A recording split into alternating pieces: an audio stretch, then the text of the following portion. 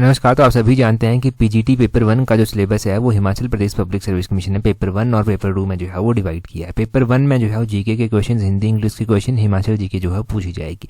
तो उसी को जो है हम कवर करने की कोशिश कर रहे हैं ताकि 100 नंबर जो है वहाँ से आपका पक्का हो सके। उसमें आपकी इतनी अच्छी रैंक आए कि पेपर 2 में अगर आपके नंबर क्लैश करते हैं तो पेपर 1 में सबसे पहले आप ही को प्रायोरिटी दी जाए। तो चलिए डिस्कस करते हैं आज की वीडियो का सबसे पहला क्वेश्चन। सबसे पहले क्वेश्चन हम बोलते हैं what is the rank of India in the world happiness index 2023। देखो, वर्ल्ड हैप्पीनेस इंडेक्स 2023 निकाला गया। इसमें इंडिया की रैंक पूछी गई है कि 2023 में इसकी रैंक क्या थी। ये सारे के सारे क्वेश्चन ना प्रीवियस ईयर के ऊपर बेस्ड हैं। प्रीवियस ईयर का पैटर्न हम देख रहे हैं, वैसे ही हम डिज़ाइन क्वेश्चन को कर रहे हैं। अब हम बात कर रहे हैं 2023 के इंडेक्स की। 2023 में इंडिया का रैंक रहा 126। ऑप्शन बी जो है वो सही आंसर हो जाएगा। अच्छा, ये तो 2023 में इंडिया का रैंक रहा। पूरी बात समझते हैं यहाँ से क्या है। इंडिया का रैंक 126 रहा है आउट ऑफ 146 कंट्रीज। यहाँ पर ये इंडेक्स निकाला किसके द्वारा गया है, पब्लिश कौन करता है, इसको एनुअली पब्लिश किया जाता है। और ये जो है यूनाइटेड नेशन की एक बॉडी है जिसका नाम है सस्टेनेबल डेवलपमेंट सॉल्यूशन नेटवर्क, जिसको SDSN कहा गया। ये जो है वो प्रत्येक वर्ष इसको जो है वो क्या करता है, पब्लिश करता है। आपने ध्यान रखना है इंडिया का रैंक तो रहा 126, पिछले साल के साथ कंपेयर किया जाए तो 136 था। इंडिया ने इंप्रूव किया है। अच्छा, ये तो बात हो गई। इंडिया के नेबर जो है ना, वहाँ का रैंक भी कई बार पूछ लेता है पब्लिक सर्विस कमीशन।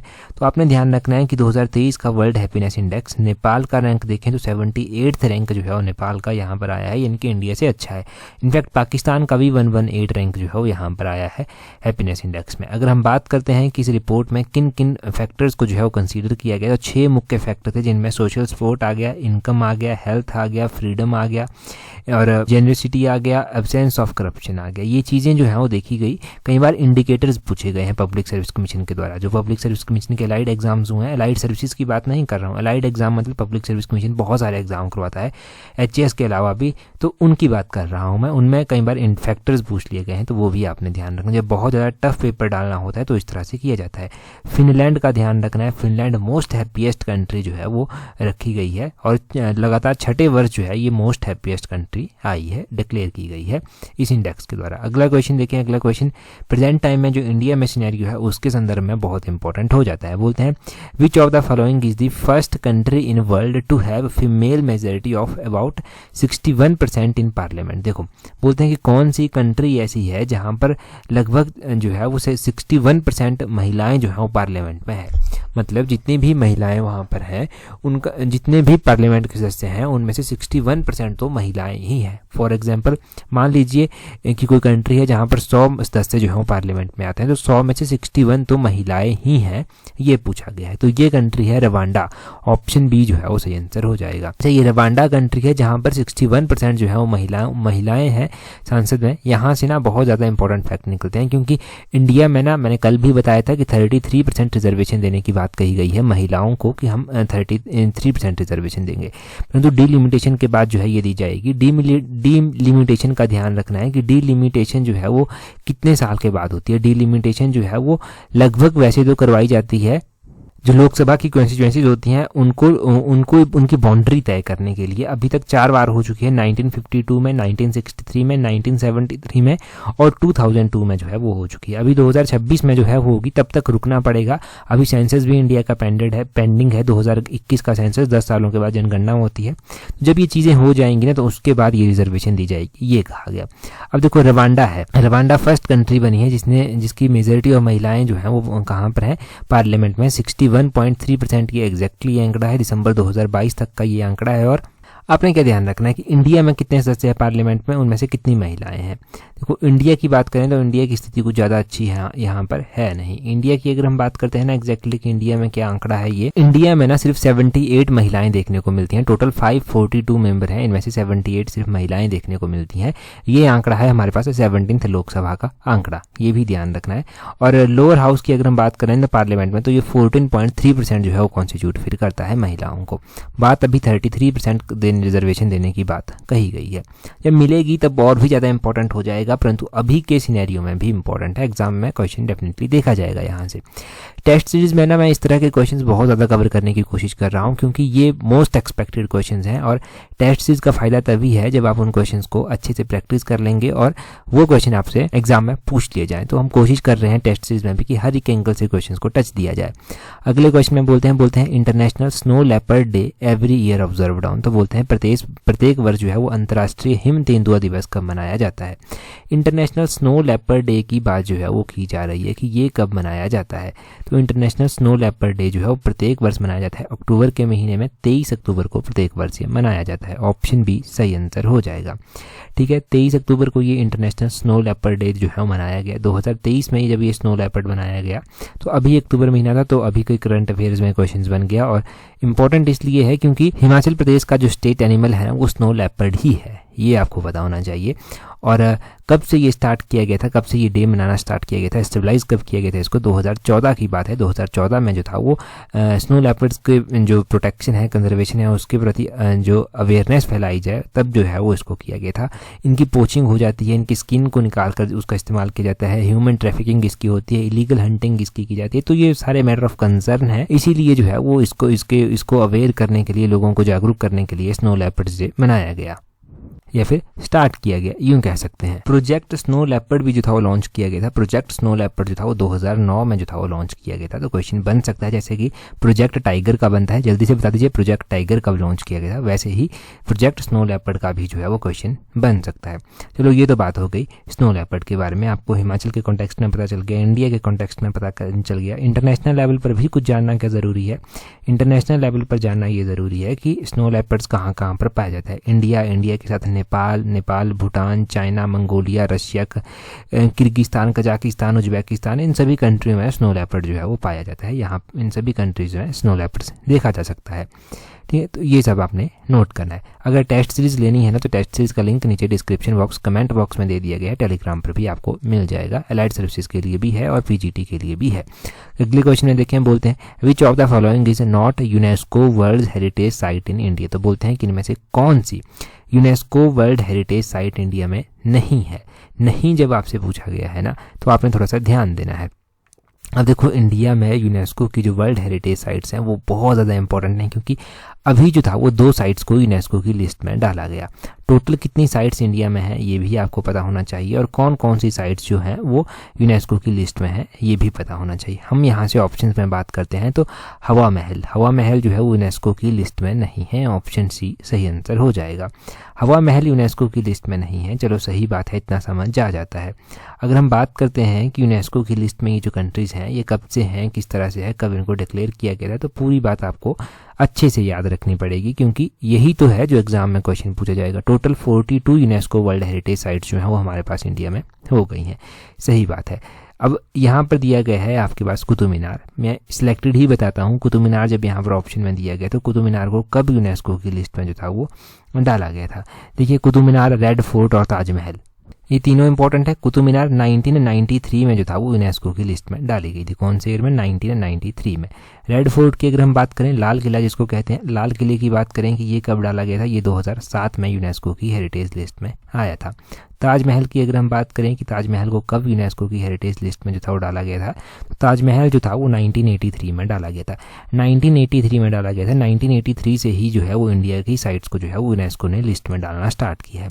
1983 में अजंता की जो गुफाएं हैं महाराष्ट्र में वो डाली गई थी। एलोरा की जो गुफाएं हैं महाराष्ट्र में वो भी 1983 में ही डाली गई थी।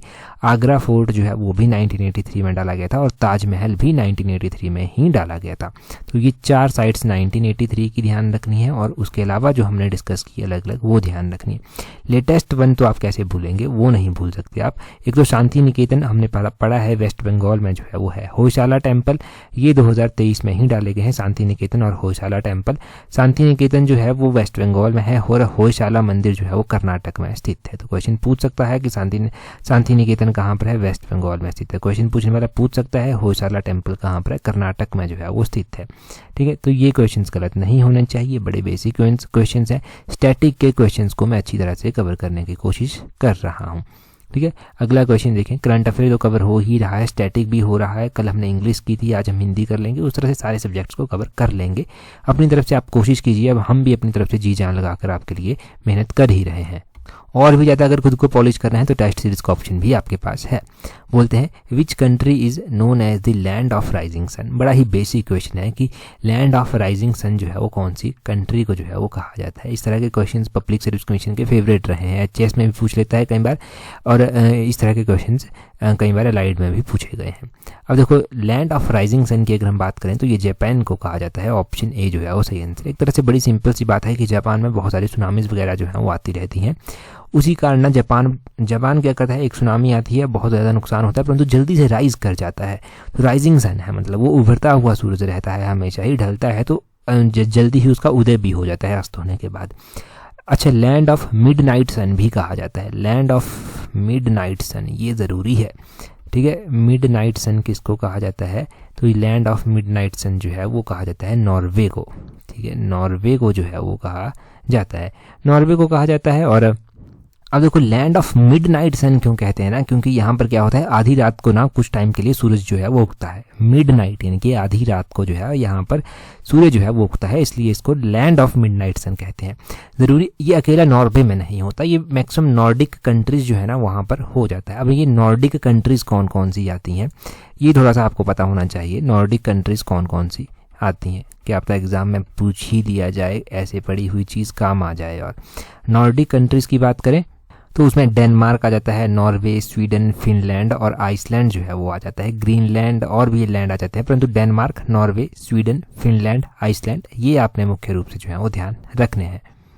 नॉर्वे का मत भूल जाना गलती से, नॉर्वे ज़रूर ध्यान रखना है कि लैंड ऑफ मिडनाइट सन इसको कहा जाता है। अगला क्वेश्चन देखें, बोलते हैं रिसेंटली संप्रीति एक्सरसाइज हुई है। संप्रीति यानी कि 11वें नंबर की एक्सरसाइज है ये, X1 यानी कि 11, ठीक है। Military exercise is held between India and which of the following country. Sampriti exercise हुई है, बोलते हैं ये इंडिया और किस कंट्री के बीच में जो है वो हुई है। तो इंडिया और किस कंट्री के बीच में हुई है हाल फिलहाल में, ये तो ये इंडिया और बांग्लादेश के बीच में हुई है। ऑप्शन सी जो है वो सही आंसर हो जाएगा। इंडिया और बांग्लादेश के बीच में हुई है, चलो सही बात है कि इंडिया और बांग्लादेश के बीच में जो है ये हुई है। परंतु हम यहाँ से ना पिछले कल भी कुछ एक्सरसाइजेज पढ़ चुके हैं, हमने उस वहाँ से भी अलग अलग एक्सरसाइजेज जो था वो रिवाइज की थी। आज भी हम कुछ अलग अलग एक्सरसाइजेज जो है पढ़ लेंगे, परंतु उससे पहले पिछले कल के एक्सरसाइजेज को जो है वो रिवाइज करते हुए चलेंगे। पिछले कल कौन कौन सी एक्सरसाइजेज जो था वो हमने पढ़ी थी। देखो पिछले कल एक तो हमने पढ़ा था एक्सरसाइज इक्विवेरियन। एक्सरसाइज इक्विवेरियन जो है वो कौन सी कंट्री के बीच में होती है, ये एक्सरसाइज जो है वो इंडिया और मालदीव्स के बीच में जो है वो होती है, ये आपने ध्यान रखना है। हमने पढ़ा था एक्सरसाइज हरिमाऊ शक्ति। हरिमाऊ शक्ति भी एक इम्पॉर्टेंट एक्सरसाइज है और ये इंडिया और मलेशिया के बीच में जो है वो होती है। ये एक्सरसाइजेज तो आपको अब याद रह जाएंगी।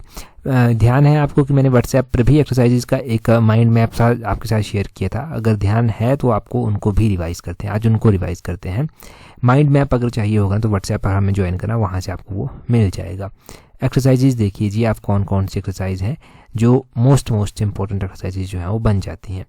तो उनमें जो है वो सबसे पहले आपने ध्यान रखना है इंडिया और फ्रांस के बीच में। इंडिया और फ्रांस के बीच में जो है वो एक आर्मी की जो शक्ति एक्सरसाइज होती है, नेवी की वरुण एक्सरसाइज होती है और एयरफोर्स की गरुड़ एक्सरसाइज जो है वो होती है। इंडिया और यूनाइटेड किंगडम के बीच में जो है वो आर्मी की जो होती है अजय वारियर होती है, नेवी की जो है वो एक्सरसाइज कोनकान जो है वो होती है। इंडिया और थाईलैंड के बीच में आर्मी की मैत्री एक्सरसाइज जो है वो होती है और इंडिया और यूएस के बीच में आर्मी का युद्ध अभ्यास होता है और वज्र प्रहार एक्सरसाइज भी जो है वो इनकी होती है। नेवी की बात करें इंडिया और यूएस की तो मालाबार एक्सरसाइज होती है, परंतु ये मल्टीलेटरल है और भी कंट्रीज इसमें पार्टिसिपेट करती हैं। इंडिया और इंडोनेशिया की बात करें तो आर्मी की गरुड़ शक्ति एक्सरसाइज होती है, नेवी की जो है वो यहाँ पर इंडो कॉर्पेट करके एक्सरसाइज होती है और नेवी की ही यहाँ पर समुद्र शक्ति एक्सरसाइज भी जो है वो होती है इंडोनेशिया के साथ। ये एक्सरसाइजेज आपने ध्यान रखनी है, नोट करनी है। अगला क्वेश्चन देखें जी हमारे पास क्या पूछा गया है नेक्स्ट क्वेश्चन में पूछा गया है विच of the following city hosted the G20 parliamentary speaker summit P20 इन 2023। तो बोलते हैं कि जो पार्लियामेंट्री स्पीकर समिट है ना P20 ये 2023 में ना होस्ट किया गया, अभी हुआ इनके हाल फिलहाल में। तो कहाँ पर ये हुआ, ये न्यू दिल्ली में जो है वो हुआ। ऑप्शन सी जो है वो सही आंसर है। पार्लियामेंट्री स्पीकर्स की जो है ये समिट हुई, इसको P20 नाम दे दिया गया। क्वेश्चन पूछने वाला सिंपल सा क्वेश्चन पूछ लेगा कि P20 में P किसके लिए स्टैंड करता है, तो पार्लियामेंट्री, ये आपने ध्यान रखना, पार्लियामेंट्री स्पीकर जो है वो ज़रूरी हो गया। अब यहाँ से ध्यान रखें कि G20 की प्रेसिडेंटशिप जो था वो इंडिया के पास थी, तो इंडिया ने अलग अलग मीटिंग्स जो था वो अलग अलग सिटीज़ में होस्ट की। लेटेस्ट वन जो हो रही हैं उनको याद रखें, पिछली बहुत सारी मीटिंग्स हुई हैं तो इतनी ज़्यादा इंपॉर्टेंट वो बचती भी नहीं, क्योंकि अब इंडिया की प्रेसिडेंसी जो है वो अभी चली जाएगी, अगले साल किसी और कंट्री के पास जो है वो आ जाएगी। खैर हम G20 की बात करते हैं। जब इंडिया में ये समिट हुई तो अफ्रीकन यूनियन को जो था वो इंडिया की अध्यक्षता में G20 का मेंबर जो था वो बनाया गया। G20 की स्थापना कब हुई थी, ये भी क्वेश्चन में एग्जाम पूछा जा सकता है आपसे। तो G20 की स्थापना 1999 में की गई थी। कब की गई थी इसकी स्थापना? 1999 में जो था वो इसकी स्थापना की गई थी। इसकी स्थापना ज़रूर ध्यान रखनी है आपने। G20 हो गया आपका, 1999 में इसकी स्थापना की गई थी। और G29 वैसे तो ना क्या हुआ था, G20 ना वर्ल्ड की इकोनॉमी का जो है वो 85% जो है वो कवर करता है। कितना? 85% वर्ल्ड की इकोनॉमी का ये कवर करता है। 75% ये ग्लोबल ट्रेड को जो है वो कवर करता है और 2/3 वर्ल्ड की पॉपुलेशन को जो है वो कवर करता है। तो ये तीनों फैक्ट, 85% जो है वो वर्ल्ड इकोनॉमी, 75% जो है वो ग्लोबल ट्रेड और 2/3% जो है वो वर्ल्ड पॉपुलेशन को ये कवर करता है। ये सारी ऐसी चीज़ें हैं ना, न्यूज़पेपर पढ़ने के बाद आपको मिलेंगी। आपको इंपॉर्टेंट नोट्स बनाने चाहिए इनकी और नोट करके रखनी चाहिए अगर नहीं की हैं। बहुत ही ज़्यादा इंपॉर्टेंट चीज़ें हैं, किसी न किसी एग्ज़ाम में आपकी हेल्प ज़रूर करेंगी। किसी भी एग्ज़ाम की चाहे आप तैयारी क्यों ना कर रहे हो, तो इन चीज़ों को ऐसे मतलब फालतू में ना जाने दें। मेरा बोलने का मतलब ये है कि ऐसे वेस्ट नहीं होनी चाहिए, ये बहुत हेल्प आपकी करेंगी कहीं ना कहीं पर। अगला क्वेश्चन देखिए, अगले क्वेश्चन में क्या बोलते हैं दी ट्रामा यात्रा festival is related with which of the following cities. तो बोलते हैं अभी हाल फिलहाल में ये ट्रामा यात्रा जो था वो चर्चा में थी। ट्रामा यात्रा बोलते हैं कौन सी सिटी के साथ जो है वो जुड़ी हुई है। तो ट्रामा यात्रा जो है वो ट्रामा यात्रा उत्सव होता है, ये कोलकाता सिटी के साथ जो है वो जुड़ा हुआ है। ऑप्शन बी जो है वो सही आंसर हो जाएगा। ट्रामा यात्रा का पता चले कि क्या है ये। ट्रामा यात्रा ना एक चलता फिरता ट्रामा कार्निवल है। इसमें क्या होता है ना, इसमें 1996 में ना क्या किया गया था, मेलबर्न और कोलकाता के जो उत्साही लोग थे उनके द्वारा संयुक्त रूप से जो था वो इसको स्टार्ट किया गया था। इसका उद्देश्य ये है कि कोलकाता में ये ड्रामा जो है वो चलते हैं, तो कोलकाता की जो ये ड्रामा विरासत है ना, इसको ध्यान में रखा जाए। जलवायु परिवर्तन हो रहा है, वायु प्रदूषण हो रहा है, सस्टेनेबल डेवलपमेंट गोल हमें अचीव करने हैं, तो इन सब चीज़ों को ना हम अच्छे से कर पाएँ। ड्रामा इसी का जो है वो है। एक बार ड्रामा देख लेना होता क्या है आपको पता चल जाएगा। जस्ट लाइक एज क्या कहेंगे आप, बस गाड़ी, कुछ भी कह सकते हैं, बस गाड़ी की तरह ही ये है। तो एक ओल्ड फैशन कह सकते हैं आपकी, परंतु अभी स्टिल रेलिवेंट है, तो इम्पोर्टेंट है। अगला क्वेश्चन देखें क्या बोलते हैं which country will host the world's largest textile event in Feb 2024। फरवरी में ये होगा वर्ल्ड का लार्जेस्ट टेक्सटाइल इवेंट। तो बोलते हैं कि कौन सी कंट्री इसको होल्ड करेगी, है ना। कंट्री इसको जो होस्ट करेगी वो करेगी अपना भारत महान इंडिया। ऑप्शन बी जो है वो सही आंसर है। लेटेस्ट करंट अफेयर का क्वेश्चन है, पढ़ा कहीं पर तो आपके साथ शेयर कर दिया, और न्यूज़ में आता रहता है। न्यूज़, हाँ मोस्ट इंपॉर्टेंट, न्यूज़ में जो क्वेश्चंस आते हैं ना वही क्वेश्चंस ये इंपॉर्टेंट एग्जाम में फिर बनते हैं।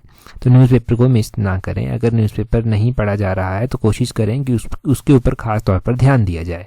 इसको क्या नाम दिया गया है? इसको भारत टैक्स 2024 का नाम दिया गया है, ये आपने ध्यान रखना है। भारत टैक्स 2024 का नाम इसको दिया गया है। इसको क्या नाम दिया गया है ये भी आपने ध्यान रखना है। अगला क्वेश्चन देखें हमारे पास क्या पूछा गया है। बोलते हैं how many men's cricket world cup has the Indian team von till now. तो अभी तक भारत जो है वो कितने पुरुष क्रिकेट विश्व कप जीत चुका है। अब देखो, जो क्रिकेट के शौकीन है ना उनको ये चीज़ें बहुत अच्छे से पता होनी चाहिए। अब ये जो मेंस का क्रिकेट वर्ल्ड कप है, इंडिया अभी तक जीत चुका है 2 बार। ऑप्शन बी जो है वो सही आंसर हो जाएगा। एक्सपेक्टेड क्वेश्चन है, स्टैटिक का एक बड़ा ही अच्छा क्वेश्चन है आपके लिए। तो कब जीता था? 1983 में जीता था। 2011 में जो था ये इंडिया के द्वारा ICC वर्ल्ड कप जो था वो जीता गया था। ये दोनों तारीखें आपने, दोनों ईयर्स आपने ध्यान रखने हैं। जब 1983 में हुआ था तो इंडिया ने वेस्ट इंडीज को फाइनल में हराया था, और 2011 में जब हुआ था तो इंडिया ने श्रीलंका को जो था वो हराया था। रनर अप तो इंडिया 2003 में रह चुका है। सेमीफाइनल लिस्ट में इंडिया 4 बार पहुंच चुका है। परंतु जीतने की ही बात एग्जाम में हमेशा होती है। कहते हैं ना कि जो जीता वही सिकंदर। जीते हुए लोगों की ही हमेशा बातें की जाती है। तो इंडिया के जीते हुए पल ही याद रखे जाएंगे, जब हार गया वो पल याद नहीं रखे जाएंगे। अब देखो, जब खेलों की बात हुई है ना, तो क्रिकेट के साथ कौन कौन सी ट्रॉफीज, कौन कौन से कप जुड़े हुए हैं उनको एक बार ज़रूर हमें रिवाइज कर लेना चाहिए। जैसे कि विजय हजारे ट्रॉफी हो गया, ये क्रिकेट के साथ जो है वो जुड़ी हुई है। एक CK नायडू ट्रॉफी होती है, गुलाम अहमद ट्रॉफी होती है, ये भी क्रिकेट के साथ जो है जुड़ी हुई है। ईरानी ट्रॉफी बहुत इंपॉर्टेंट है। ईरानी ट्रॉफी आपने ध्यान रखना है कि ईरानी ट्रॉफी जो है ये क्रिकेट के साथ जुड़ी हुई है, एग्जाम में पूछी जाती है कि कौन से खेल के साथ जुड़ी हुई है। दुलीप ट्रॉफी ध्यान रखना है कि किसके साथ जुड़ी हुई है। दुलीप ट्रॉफी जो है ये भी क्रिकेट के साथ जो है वो जुड़ी हुई है। अभी आपका भी थोड़ा सा रिवीजन करवाया जाए, तो अगर आपका रिवीजन करवाया जाए तो मैं भी आपसे एक ट्रॉफी पूछ लेता हूँ। आपने मुझे बताना है कि रोवर्स कप किस खेल के साथ जुड़ा हुआ है। रोवर्स कप कौन सी खेल के साथ जुड़ा हुआ है, बता दीजिए कमेंट करके। हमने रिवाइज तो कर रखा है, फटाफट नोट्स बनाए होंगे तो वहाँ पर होगा, आपकी किताबों के ऊपर बड़े अच्छे से दिया गया है। अगला क्वेश्चन देखते हैं हमारे पास क्या पूछा गया है। अगले क्वेश्चन में बोलते हैं कि हमें विलोम शब्द चुनना है और बताना है कि उत्थान का विलोम क्या होता है। उत्थान का विलोम जो है वो क्या होता है, कि चेतन होता है, कि गमन होता है, कि चलन होता है, कि पतन होता है। अभी तो तुक्का भी लगा देंगे, या आसान है, आपको आता भी होगा। एग्जाम में ना आसान चीज़ें भी कन्फ्यूजन क्रिएट कर जाती हैं। प्रैक्टिस ज़रूरी है इसके लिए। ऑप्शन डी पतन सही आंसर है। अब देखो पतन इसका सही आंसर है। गमन ऑप्शन में दिया गया था, गमन का विलोम होता है आगमन। जड़ दिया गया था ऑप्शन में, जड़ बहुत बार एग्जाम में पूछा गया है, चेतन इसका होता है। ये डिफिकल्ट तब बन जाते हैं जब एलाइड जैसे एग्जाम में ये मेंस में आते हैं और मेंस में ऑप्शन नहीं होती, तब आपको लिखना होता है। फिर जड़ का चेतन याद ही नहीं आएगा। चलना का होता है रुकना, तो ये आपने ध्यान रखना है कि चलना का रुकना, जड़ का चेतन, गमन का आगमन। ठीक है, एलाइड मेंस के लिए भी इंपॉर्टेंट है, बाकी एग्जाम्स के लिए भी इंपॉर्टेंट है। हिंदी इंग्लिश जहाँ पर पूछी जाए वहाँ के लिए इंपॉर्टेंट है। एलाइड की अगर आपको टेस्ट सीरीज प्रैक्टिस करनी है ना, तो अभी बहुत अच्छा सफिशिएंट टाइम है और मौका भी अच्छा है कि शेड्यूल्ड वे में जो टेस्ट सीरीज चली है आप उसको ज्वाइन करें, उसको प्रैक्टिस करें, आपकी बहुत अच्छी तैयारी जो है वो हो जाएगी। एलाइड के साथ साथ आपके बाकी एग्जाम्स की तैयारी भी वहाँ से फिर होती रहेगी साथ साथ में, जब आप अपनी ईमानदारी के साथ जो है वो टेस्टों को प्रैक्टिस करेंगे। पर्यायवाची शब्द आ गया आपके लिए, चुनने को कहा गया आगंतुक। आगंतुक का पर्यायवाची शब्द चुनना है। अब देखो आगंतुक का जो पर्यायवाची शब्द होता है वो क्या होता है, कि अनोखा होता है, कि अनुचर होता है, कि अभ्यागत होता है, कि आत्मज होता है। ये थोड़ा सा डिफिकल्ट भी लग सकता है अगर पढ़ा नहीं होगा, अगर पढ़ा होगा तब तो आसान ही है चीज़ें। तो अभ्यागत ऑप्शन सी सही आंसर है। अभ्यागत जो है वो इसका सही आंसर होगा। अभ्यागत इसका सही आंसर है। और अब आपने ध्यान रखना है कि अतिथि, अतिथि किसको कहते हैं, अतिथि कहते हैं आगंतुक को। आगंतुक को अतिथि कहा जाता है। अभ्यागत जो है वो इसको कहा जाता है, क्या क्या कहा जाता है, ये नोट करना अब आप। अभ्यागत कहा जाता है अतिथि को। ठीक है, मैं लिख दूं यहाँ पर, अतिथि, अतिथि होता है, एक अभ्यागत होता है, एक मेहमान कहते हैं, पाहुना, पाहुना भी जो है वो कहा जाता है, ये इसके पर्यायवाची शब्द है। आगंतुक तो हो गया, गृहागत भी कहा जाता है। ठीक है, क्या कहा जाता है, इसको मिटाइए, अच्छे से लिखते हैं। ठीक है, गृहागत भी जो है वो होता है। गृहागत आपने ध्यान रखना है, इस तरह से होता है। और क्या कह सकते हैं, और बस यही हो गए, मेहमान हो गया, पाहुन हो गया, पाहुना हो गया, अभ्यागत हो गया, गृहागत हो गया, काफ़ी हैं इतने। ये सारे के सारे अतिथि के पर्यायवाची शब्द हैं। आपका भी मैं थोड़ा सा रिवीजन यहाँ से और करवा देता हूँ। तो आपने कमेंट करके बताना है कि अज्ञात का पर्यायवाची क्या होता है। अज्ञात का पर्यायवाची आपने कमेंट करके जो है वो बताना है, इंपॉर्टेंट है। अभी कमेंट करके बता दीजिए, थोड़ी सी ब्रेनस्टॉर्मिंग हो जाएगी। नहीं भी आता है नेट पर जरूर सर्च करना है, एक बार नई चीजें सीखने को मिल जाएगी, नए शब्द आपकी वोकैबुलरी में आ जाएंगे। क्वेश्चन देखें जी, क्वेश्चन काफी इंपॉर्टेंट है आपके लिए। बोलते हैं यहाँ पर, what is India's rank in global innovation index 2023 की। 2023 का जो ग्लोबल इनोवेशन इंडेक्स निकाला गया उसमें इंडिया का क्या रैंक रहा। इंडिया का रैंक आपको कमेंट करके बताना है। पिछले कल ही हमने डिस्कस किया था, तो जल्दी से कमेंट करके बता दीजिए। हाँ, एक और बात, अगर आपने टेलीग्राम पर हमें ज्वाइन नहीं किया है तो टेलीग्राम पर आप कैसे ज्वाइन करेंगे। टेलीग्राम ओपन करना, वहाँ से सर्च करना @allexam31। इस तरह से आपको हमारा टेलीग्राम चैनल जो है वो मिल जाएगा। क्वेश्चन का आंसर करके बता दीजिए, वहाँ पर आपको अलग से PDFs मिल जाएंगी, आपको टेस्ट सीरीज के लिंक मिल जाएंगे। 20-50% डिस्काउंट जो है टेस्ट सीरीज पर चल रहा है, लिमिटेड। जल्दी से जाएं, अवेल करें। और यहाँ पर तो आपकी पूरी हम हेल्प करने की कोशिश कर रहे हैं। सिलेक्शन से मैटर करता है, ये मैटर नहीं करता कि कहाँ से पढ़कर गए थे, आपकी सिलेक्शन होनी चाहिए, वही तो बहुत बड़ी बात है। तो इस वीडियो में इतना ही काफी है। That's all, thank you very much for watching and listening it very patiently.